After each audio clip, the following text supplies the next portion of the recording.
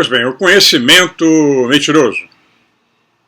O que é que nós realmente sabemos? Bom, o que é que você sabe?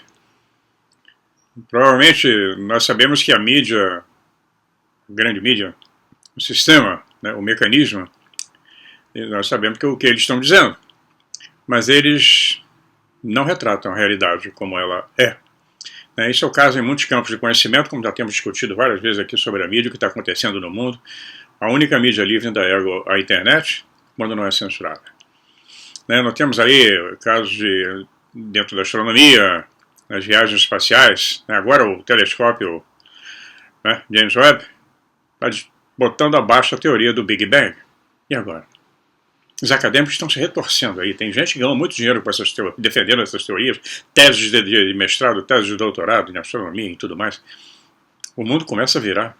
É assim, a ciência nunca foi uma religião, nunca foi uma coisa dogmática. É assim porque ela disse que é. E cada vez mais ela vai se modificando. Até chegarmos ao ponto da terceira lei de Clarke, de Arthur C. Clarke, que diz que quanto mais alta é a tecnologia, mais ela se aproxima da magia. Nós vamos ter muita surpresa ainda, e vocês também vão ter muito mais, os mais jovens que ficarão por aí. Pois é, as coisas mudam da noite para o dia. Então nós vamos esquecer rapidamente aquilo que todos nós sabemos sobre o espaço. Nós não temos nem ideia. Nós temos uma coisa infinitesimal do que tem aí fora. Não conhecemos nem o nosso quintal. Isso que nós falamos em Lua no vídeo passado, vamos continuar a falar hoje mais alguma coisa, né? Tecnologia espacial, tudo isso é de um atraso impressionante. Nós não conhecemos nem o nosso quintal. Nós estamos aqui, brincando aqui em volta. Então vamos lá. Vamos começar o assunto. A Lua, como nós temos comentado, é um grande mistério. Não podemos entender. A NASA sempre mentiu para nós. A NASA mente que não sente o tempo todo. E nós vamos ver que vimos no vídeo passado, algumas fotografias foram tiradas em estúdios terrestres. Existem cenas que eles apresentaram como da viagem da Lua que foram filmadas no estúdio mesmo, porque a imagem real era muito ruim. Além do que, existiam imagens que não poderiam ser mostradas. Porque é uma balela essas imagens fora de foco, não tem nitidez, eles não conseguem uma foto de alta resolução da Lua, mas conseguem de Marte. Não é? Marte, impressionante, os jipes estão lá, alta definição, eu já vi os vídeos, são incríveis. Você vê uma poeirinha no chão. Por que eles nunca mandaram um jipe para a Lua?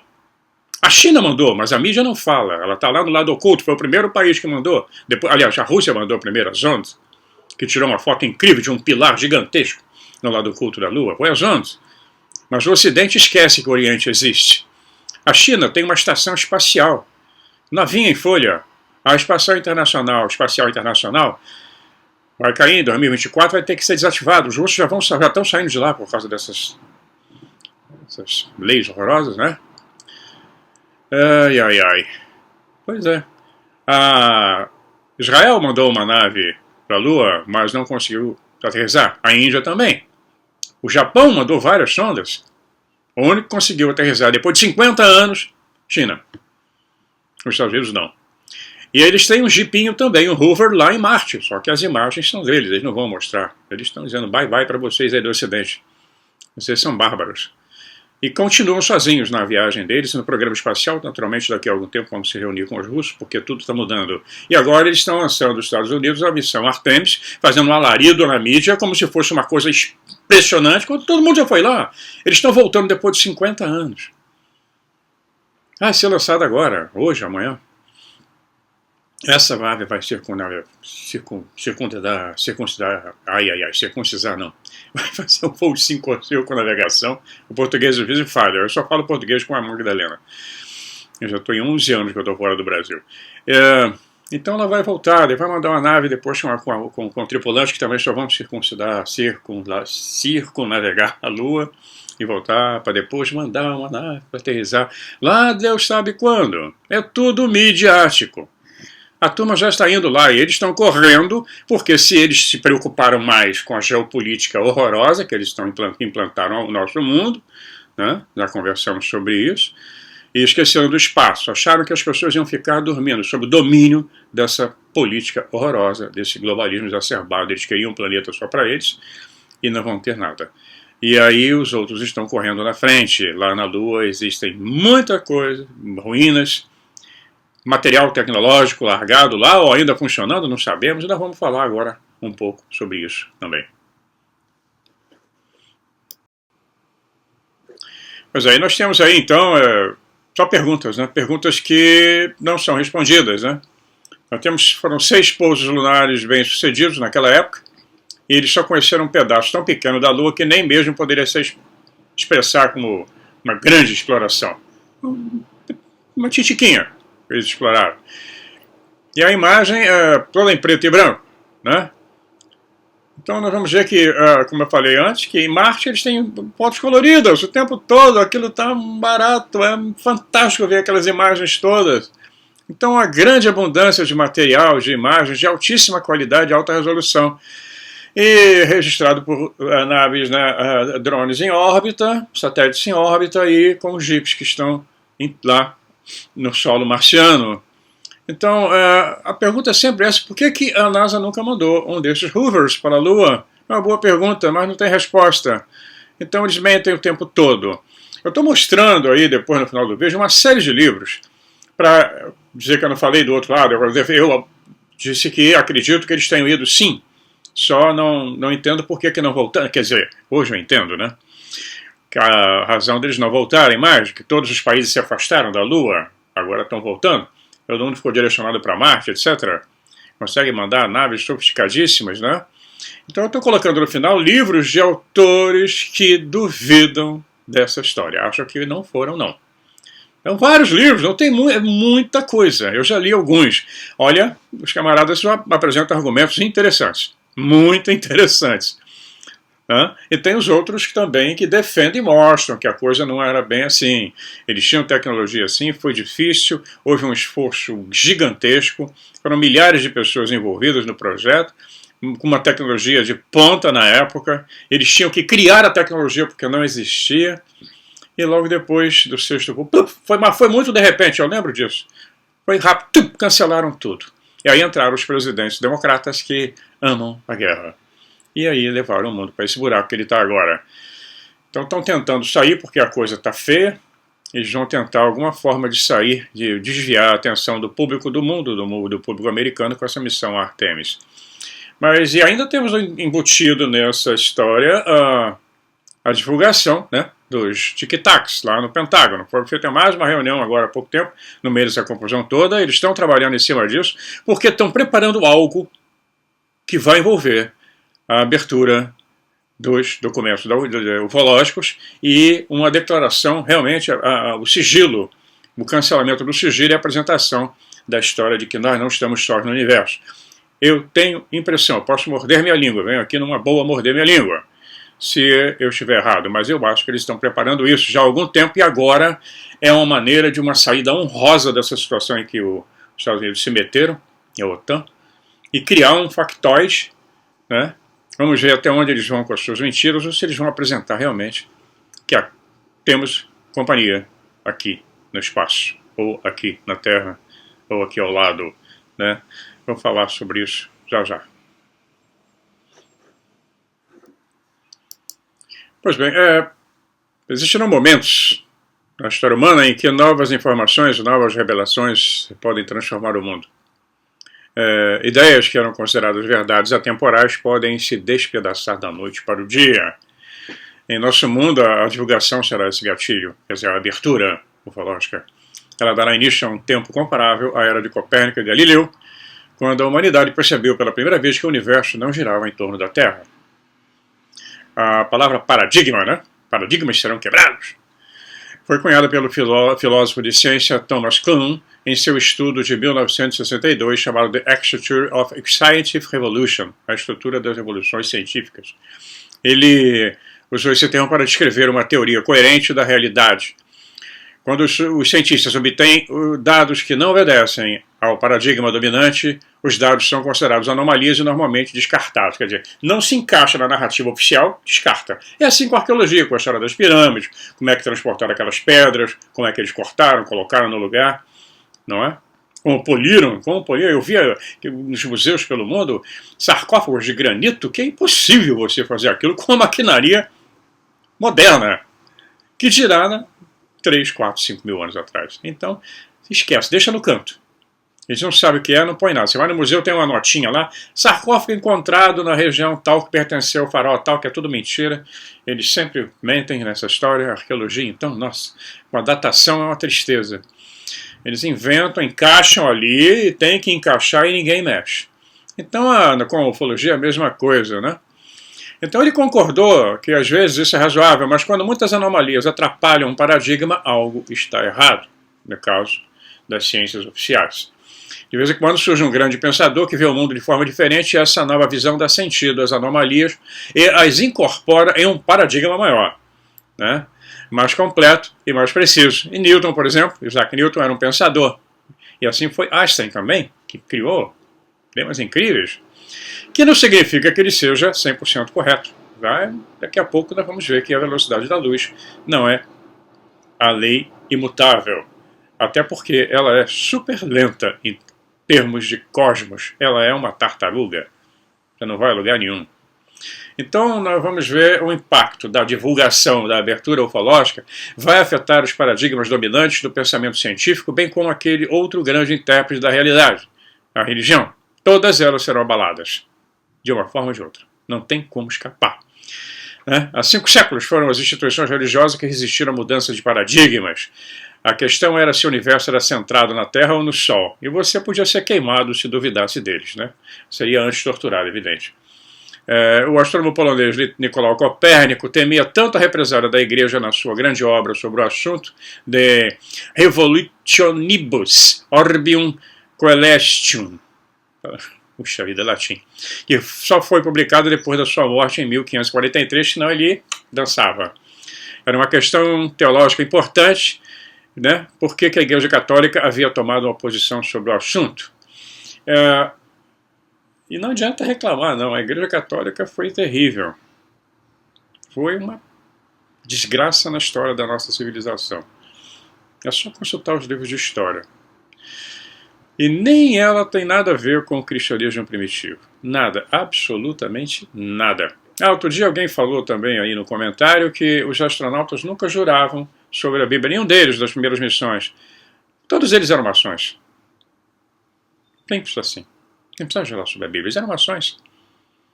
Comprovadamente maçons. Eles levaram a bandeira da maçônica para a Lua. Estenderam lá bonitinho. Fizeram uma cerimônia maçônica na Lua. Tem bastante material, eu já falei sobre isso, vou voltar a falar, né? Então a igreja sustentava que como Deus fez da humanidade a peça central da sua criação, olha só que vaidade, né? O mundo e a humanidade estavam no centro do universo. Mas a ciência, no entanto, deixou claro que não era bem assim. Aliás, a questão da vida extraterrestre foi levantada na mesma época e recebeu resistência ainda maior. Se você falasse de Giordano Bruno, né? O cientista e livre pensador italiano Giordano Bruno teve a audácia de acreditar que as estrelas eram de fato como o próprio Sol da Terra. Ele foi a primeira pessoa conhecida a argumentar isso. Ele acreditava também na existência de outros mundos e de outros seres criados por Deus.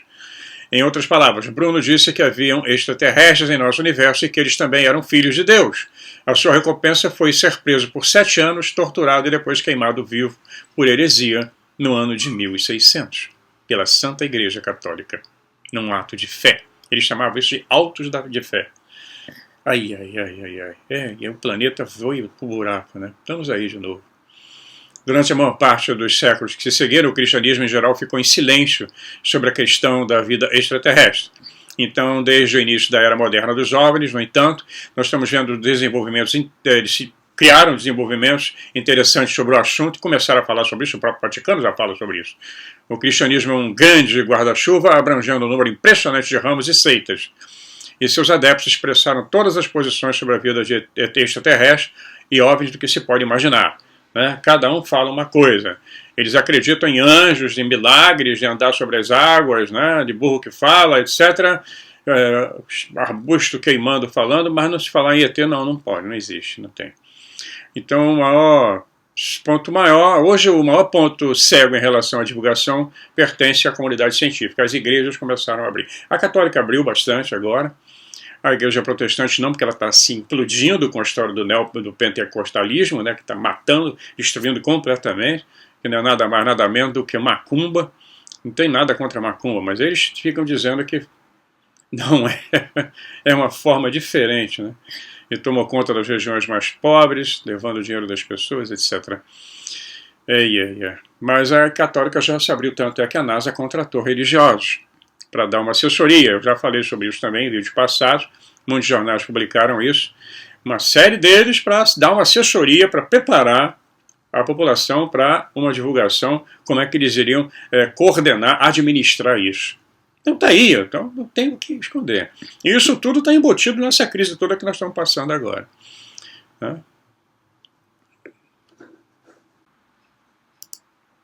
Pois bem, sem medo. Em 1994, a pesquisadora... Deixa eu ajeitar o microfone aqui. A pesquisadora Victoria Alexander realizou uma pesquisa com clérigos de congregações protestantes, católicas, judaicas, que fizeram a seguinte pergunta, abre aspas: você concorda que a confirmação oficial da descoberta de uma civilização extraterrestre, avançada tecnologicamente e superior, teria graves efeitos negativos sobre os fundamentos morais, sociais e religiosos do país, né? Ela concluiu que os ministros não achavam que isso ameaçaria sua fé ou a de suas congregações. As religiões não entrariam em colapso. 8 anos depois, em 2002, ela fez a mesma pesquisa, que perguntou: um anúncio da inteligência extraterrestre precipitaria uma crise religiosa? Não só a resposta foi esmagadoramente não, mas na verdade aumentou com a idade. 93% dos entrevistados... Desculpem, eu ler de novo. Mas, na verdade, com a idade de 65 anos, 93% dos entrevistados disseram que não seria nenhum problema, nem nada exorbitante. Quer dizer, todos eles já estão preparados, já têm uma ideia. Porque o que são anjos? Voam. Aparecem, desaparecem. Não é? Ele concluiu que muitos poucos americanos pensavam que um anúncio oficial do governo sobre extraterrestre o faria questionar suas crenças religiosas. Até porque a mídia já fez muito trabalho, a Hollywood, por exemplo, né? Mas só que a maioria dos ETs de Hollywood são maus pra caramba. Então, no início de 2010, outra pesquisa examinou a questão e dessa vez com entrevistados de todo mundo. Os resultados colocaram outro prego no caixão das reivindicações da SET, por exemplo, né? A SET acabou, o radiotelescópio deles desabou misteriosamente, rompeu um cabo. Durante anos que eles pesquisaram, ninguém soube nada. Pessoas receberam milhares e milhares e milhares de dólares, milhões de dólares para pesquisa e nunca divulgaram nada. Nunca descobriram nada, entre aspas. A China fez um igualzinho, maior, lá na China, mas eles também não vão dizer não. Então, o SET tinha um dos regulamentos do SET, né, do protocolo, é que qualquer descoberta teria que ser informada ao governo para que o governo decidisse se divulgar ou não. Então, não serviu para nada para nós, né? Então, nós vemos que foram ver várias pesquisas pelo mundo inteiro, aí depois com crentes, com católicos, protestantes, né? Fizeram com protestantismo tradicional, o evangélico, o ortodoxo, que é o que tem na Rússia, na Grécia, o judaísmo, o islamismo, o hinduísmo, o budismo, incluíram aí também os ateus e agnósticos, né? Então a pesquisa mostrou que eles não se incomodariam não, e se adaptariam. Após a confirmação, né, vai confirmar uma tese, né, que após a confirmação do contato entre a Terra e uma civilização extraterrestre de seres inteligentes, as tradições religiosas há muito estabelecidas na Terra enfrentariam uma crise de crença e talvez até entrariam em colapso. E as respostas foram: olha, encontrar ETs, acredito que seria um evento profundo e maravilhoso. Ou então, as crenças e tradições religiosas extraterrestres serão diferentes, talvez muito, em alguns aspectos. No entanto, eles vivem no mesmo tempo no universo com o mesmo Deus, no caso do cristianismo. uma série semelhante de respostas, assim, tudo, não vai ter problema, né? Se Deus vive lá no céu, vive numa outra dimensão, né? Então nada faria perder a minha fé. Respostas para você desse tipo também. Deus pode alcançá-los se eles existirem. A outra, acredito que Cristo se encarnou humano para redimir a humanidade, expiar o pecado original de Adão e Eva, e poderia haver um mundo de extraterrestres. Sim, isso não muda o que Cristo fez. E vai por aí. A conclusão das pesquisas todas é que as pessoas religiosas, em sua maioria, não temeriam o contato. E uma pequena minoria não acreditava em ET. Então nós vamos ver um protestante, né, falou, eu não acho que eles estão lá fora, mas se eles estão, tudo bem. Não tem problema nenhum. Os únicos entrevistados que preveram o colapso do sistema de crença religiosa eram os ateus e os agnósticos. Então, é o contrário. O ateu não acredita em nada, não acredita em ET, não acredita em porcaria nenhuma. Então, os crentes disseram que iam continuar suas vidas, muitos até esperavam alguma forma de divulgação em suas vidas. O reconhecimento que existe, outros exigiria que nós tivéssemos uma visão do universo mais populoso e menos centrado na Terra que no passado. E aí nós temos também o Vaticano. Sim, o Vaticano já está se preparando há muito tempo. Há muito tempo. Desde 2012 já tem publicações do Vaticano sobre isso. Eles se moveram em direção a essa divulgação, se preparar para isso. Eles só precisam tirar essa porcaria desse papa golpista que está lá. A maior igreja do mundo parece estar se posicionando para estar na vanguarda da divulgação. Eu tenho que tirar esse cara, porque ele é globalista, ele não vai querer nada de divulgação. O Vaticano mantém há muito tempo vários observatórios astronômicos importantes pelo mundo todo. Já fiz um vídeo bem antigo também sobre os observatórios do Vaticano. Tem vários observatórios pelo mundo inteiro. E nos últimos anos a sua hierarquia afirmou de uma forma ou de outra que temos companhia. Talvez eles saibam que algo está acontecendo ou suspeitam que algo vai acontecer e a sua inevitabilidade vai acontecer. A divulgação vai acontecer. Até sua morte em 2008, o Monsenhor Conrado Balducci, amigo de longa data do Papa João Paulo II e principal exorcista do Vaticano, havia declarado muitas vezes sua opinião pessoal sobre a realidade da vida extraterrestre. Ele disse, deve haver algo entre nós e os anjos. Se existem outros seres, eles certamente são mais evoluídos do que nós, e é lógico que é um pouco arrogante acreditar que somos os únicos seres inteligentes da criação divina, da criação de Deus.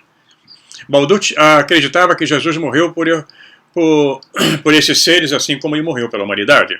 Mas isso aí é um dogmatismo, porque Jesus morreu e não resolveu nada. A humanidade está aí, não tem conflito novo aqui, com mais de 100 mil mortos, né?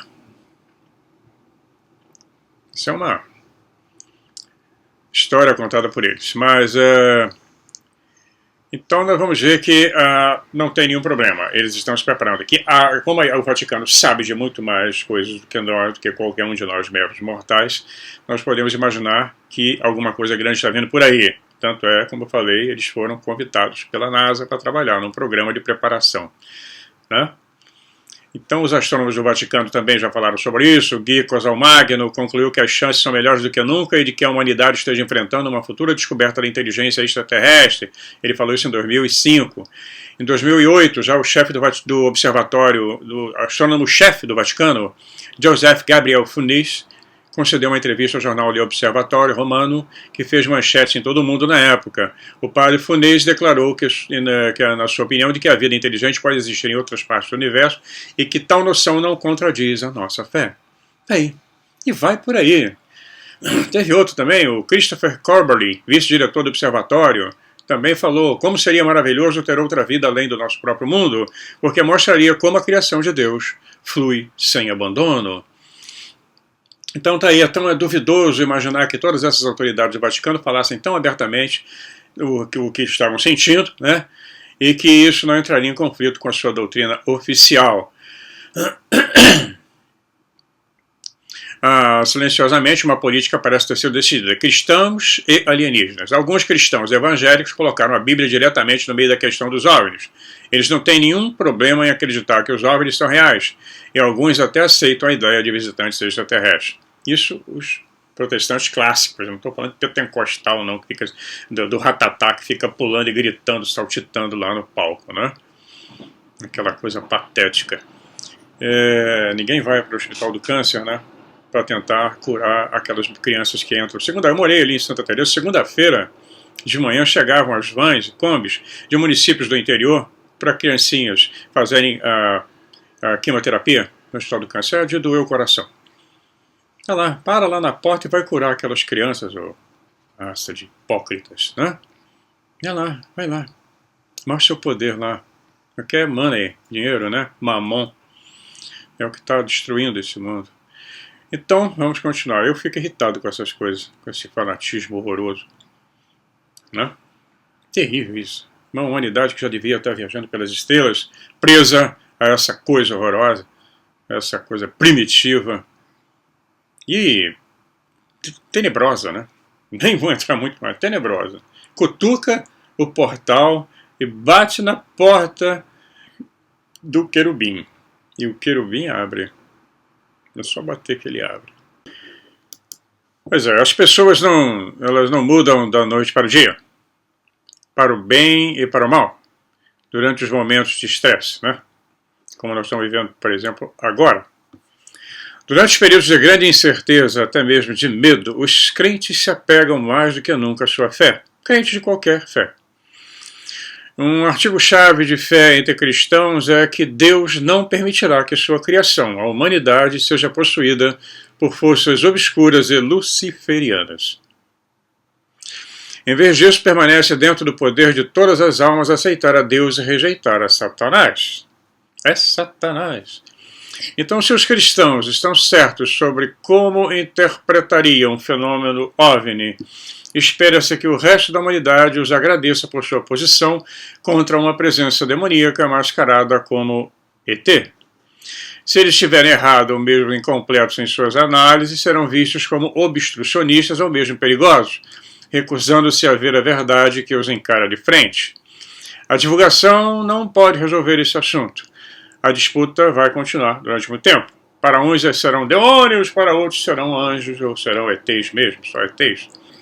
Em outras religiões como a hindu, é bom lembrar que tem 1 bilhão de pessoas que são hindus, né, na Índia, em outros países, em todo canto. Na Europa já está chegando o hinduísmo, na Rússia também, no Brasil, mas só na Índia são mais de 1 bilhão. Então tem outras religiões, até o Islã aceita mais fácil. Eles já sabem como lidar com os djinns, os gênios, né? Então algumas religiões parecem posicionadas para aceitar a realidade de outros, chegando ou vivendo no planeta Terra. A crença na vida extraterrestre é parte integrante dos membros da Igreja dos Santos dos Últimos Dias, por exemplo, os Mormons. O Mormon aceita isso numa boa.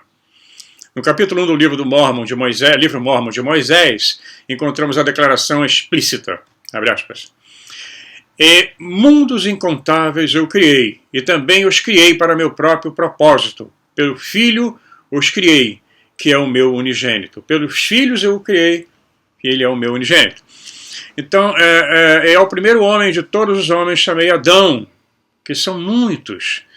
Mas apenas um relato desta terra e dos seus habitantes eu vos dou. Quer dizer, existiam outros Adões, Adão em vários outros planetas, a criação aconteceu em outros planetas, mas ele diz que mas apenas um relato desta terra que nós vivemos, né, e dos seus habitantes eu vos dou. Que interessante, o livro do Mormon é incrível. Mas qual que hora vamos falar sobre eles? Porque a sua Bíblia é a que é a correta? Qual? Tem mais de 10. Você tem uma das Bíblias possíveis.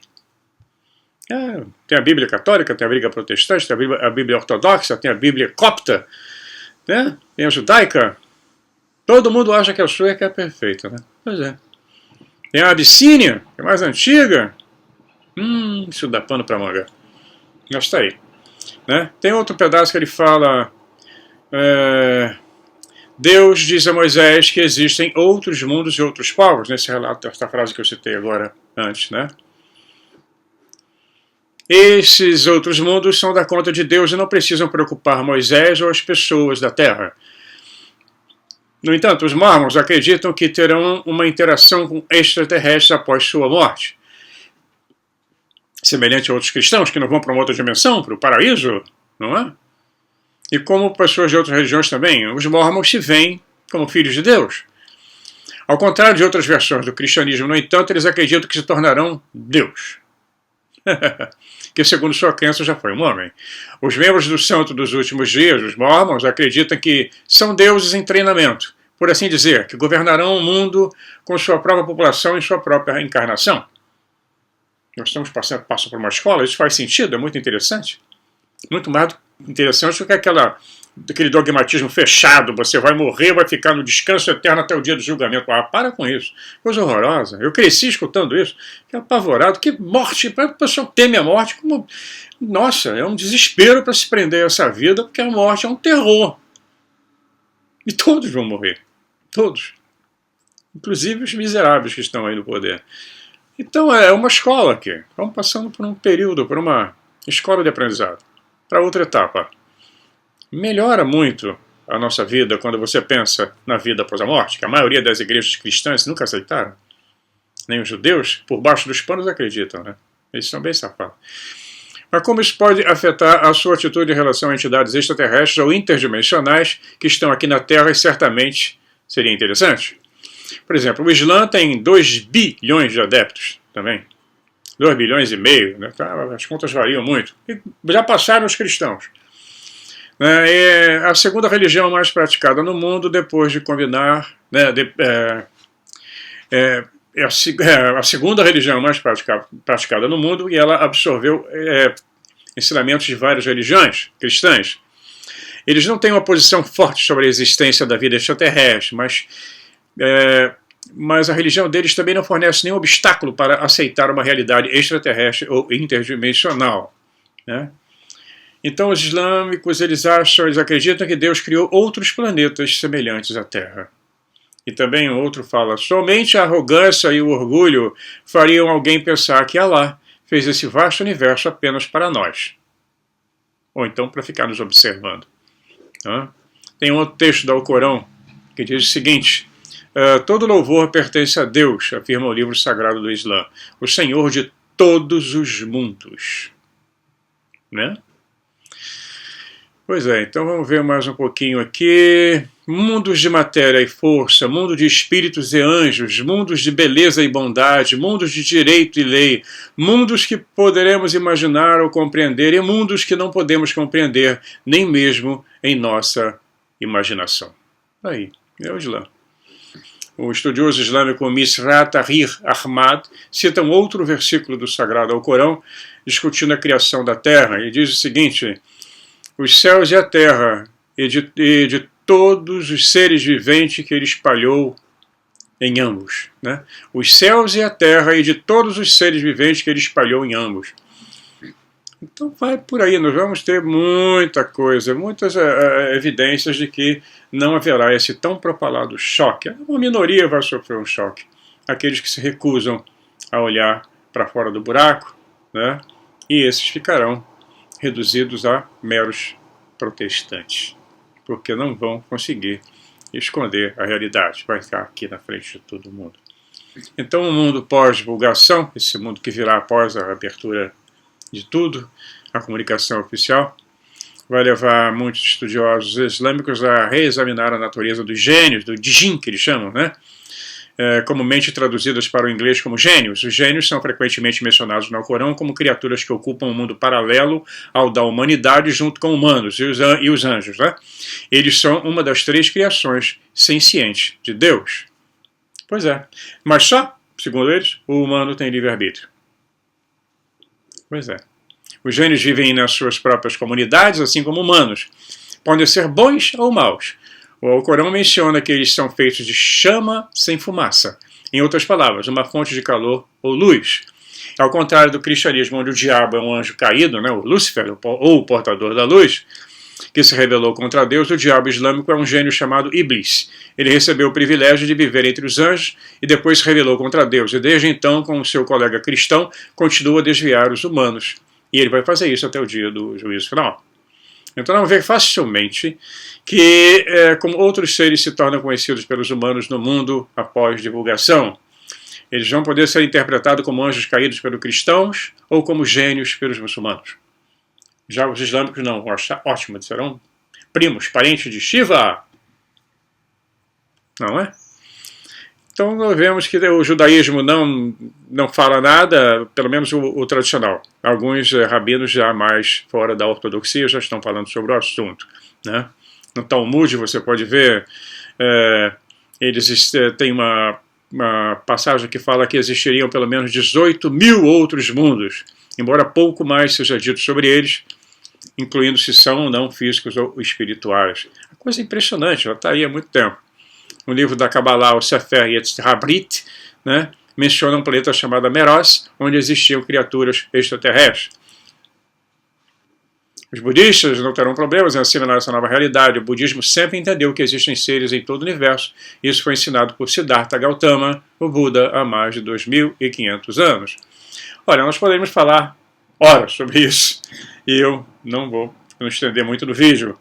Essa semana eu tive muita dificuldade com a minha saúde, eu estive de cama até ainda agora, poucos minutos antes de gravar o vídeo, eu levantei. Uma virose andou pegando a família toda aí, é a mudança de clima, nós viemos com um calor exorbitante, uma coisa pavorosa para a Holanda, né? O mais quente verão dos últimos 50, 60 anos, uma coisa impressionante. A Inglaterra sofreu muito também. E quando acabou essa onda de calor, da noite para o dia, em poucas horas, a temperatura cai 10 graus. Então aí pronto, vai tudo para o beleléu. Quem já está velhinho, já tem uma saúde mais frágil, sofre muito. Eu fiquei mal mesmo. Mais chazinho, né? Ficar comportado, não comer besteira. Comportadinho, tomando chá e comendo bolachinhas de sal. É isso aí. Chá de louro que eu estou tomando. A Magdalena me deu um chá de louro que eu detesto, mas levanta. Mas eu estou bem. E vamos continuar com nossos vídeos. Eu estou preparando as lives, né? Eu já tinha feito 2 com o Daniel Robles, e agora eu vou fazer uma só nós, interativa, nós, eu e vocês, batendo papo. Eu vou preparar, aviso com antecedência, né? Estou preparando o material. Vai ser uma live com tema livre, claro, dentro da ecologia, dentro da vida extraterrestre, nada de política partidária ou o que está acontecendo no mundo, porque senão eles cortam a live. As 2 lives que eu fiz com o Daniel foram desmonetizadas, né? Pra vocês terem uma ideia como a coisa funciona. A gente perde um tempão, faz pesquisa, vai lá e tal, eles, censuram. Então, eu vou preparar e aí aviso vocês com antecedência. Eu deixei no final do vídeo umas imagens de uma ET, a Mona Lisa, a suposta ET, que foi encontrada na Lua pela Apollo 20. Esse tema é fascinante, eu amo como ficção científica.